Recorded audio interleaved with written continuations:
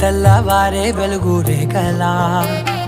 పచ్చ పచ్చ పచ్చి మట్టి బొమ్మలా అల్లి బిల్లి వెన్న పాల నురగలా అచ్చ తెలుగు ఇంటి పూల కొమ్మలా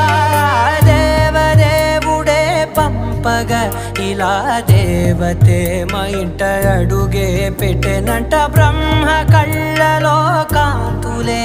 మా అమ్మలా మా కోసం మళ్ళీ లాలి పాడేనంట.